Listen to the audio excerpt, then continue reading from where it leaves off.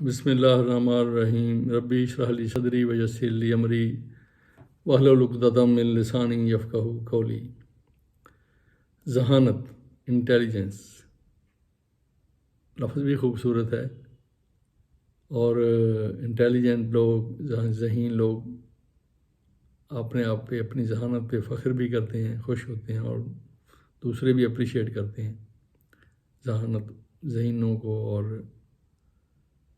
Intelligent لوگوں کو۔ کیا ہمیں پتہ ہے کہ سب سے پہلے جو ذہانت ہے اس کا استعمال کس نے کیا ہے، اور الٹیمیٹلی یہ ذہانت انسان کو کہاں لے جاتی ہے، سوسائٹی کو؟ ذہانت کا سب سے پہلے استعمال ابلیس نے کیا۔ آپ وہ جو واقعات قرآن حکیم میں آئے ہیں مختلف صورتوں میں، جب آدم علیہ السلام کو پیدا کیا کہ اللہ تعالیٰ نے اپنا جو پروجیکٹ تھا وہ فرشتوں کو بریف کیا کہ ایسے ایسے میں مٹی سے یا ایک انسان بشر بنانے والا ہوں، تو جب میں اس کو بنا لوں اور اس میں اپنے روپ ہوں تو تم سجدے میں گر جانا۔ تو تمام فرشتوں نے سجدہ کیا، ابلیس نے نہ کیا۔ ابلیس نے کہا میں تو سجدہ اس لیے نہیں کیا کہ میں تو اس سے بہتر ہوں، اس کے تو نے مٹی سے بنایا، مجھے آگ سے بنایا، میں ایسے بہتر ہوں، میں ایسے کیسے سجدہ کر سکتا؟ تو اللہ نے کہا ٹھیک ہے، تو اس کو نکال دیا۔ اس نے کہا ٹھیک ہے، نکال دیا تو مجھے اتنی مہلت دے یوم یبعثون تک کہ میں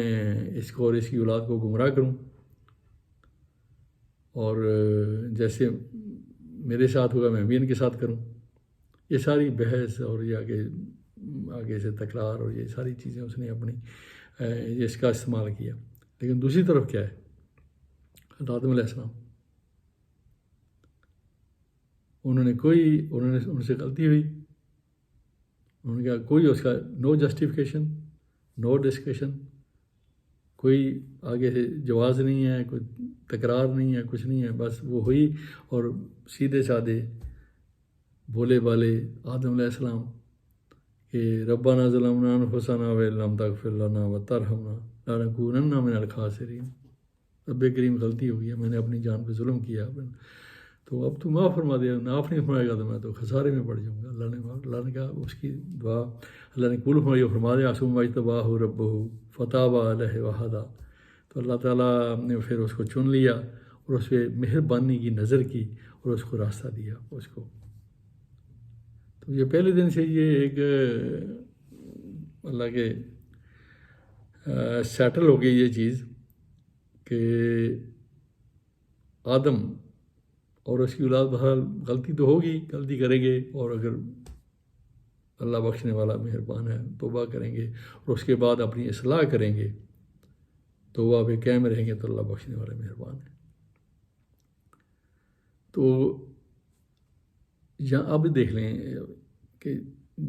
جتنا زیادہ استعمال ذہانت کا ہوتا جا رہا ہے، اتنے ہی انسان کی جو آگے سروائیول کے ہیں مسائل اس کی پلانٹ پہ وہ خطرناک ہوتے جا رہے ہیں۔ اب جتنا اسلحہ جنگ ہے اٹامک اسلحے تک، سارے ذہین لوگوں نے بنایا۔ دنیا کا ذہین ترین آدمی جیسے کہتے ہیں آئنسٹائن، اس کی تھیوری دیکھیں E=mc²، وہ جو چلی جاتی ہے، اور بیسیکلی اس کی تھیوری پہ جو ایٹم بم اور ہائیڈروجن بم تک ساری چیزیں آئی ہیں۔ تو سب سے موسٹ انٹیلیجنٹ مین سائنس کے مطابق، سائنسدانوں کے مطابق بات کر رہا ہوں، تو موسٹ جو سب سے انٹیلیجنٹ بندہ، اس نے آپ کو کیا تحفہ دیا کہ اب اتنا خطرناک اسلحے گا کہ پوری پلانٹ کی لائف خطرے میں پڑی ہوئی۔ اس کے علاوہ انٹیلیجنس کیا کرتی ہے؟ باہمی رقابت، باہمی مسابقت، کمپٹیشن، ایک دوسرے سے آگے نکلنا، ایک دوسرے سے زیادہ والیوم میں آگے نکلنا، پلاننگ میں آگے نکلنا، اور ریسورسز پہ قبضہ کرنے میں آگے نکلنا دوسرے۔ جبکہ آدم کا جو ورثہ ہے محبت، وہاں صلہ رحمی ہے، اخوت ہے، بھائی چارہ ہے، اثار ہے، قربانی ہے، ایک دوسرے کا احساس ہے، خلوص ہے۔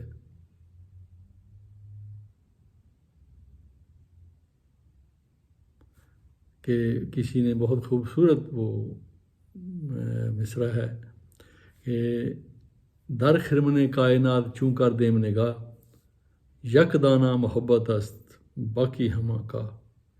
کہ میں نے اس کائنات پہ، پوری کائنات پہ نظر ڈالی تو مجھے ایک ہی بات سمجھ آئی، ایک ہی چیز نظر آئی کہ اگر میں اس کائنات کو سپوز کروں کہ یہ پوری کائنات آسمان و زمین، لیٹ سے کہ it's a plant of wheat plant ہے مثال کے طور پہ، تو لبرباب کیا ہے، what is the summary and crux, کہ اگر میں پوری کائنات کو ایک گندم کا پودا تصور کروں تو جو گرین ہے وہ لو ہے، محبت ہے، باقی جو کچھ ہے وہ سٹرا ہے، گھاس پھوس ہے، بھوسا ہے۔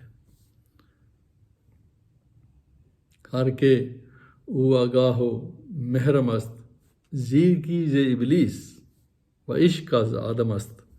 جو آگاہ ہیں لوگ، جو رازوں کو جاننے والے ہیں، رموز کو سمجھنے والے ہیں، آگاہی رکھتے ہیں،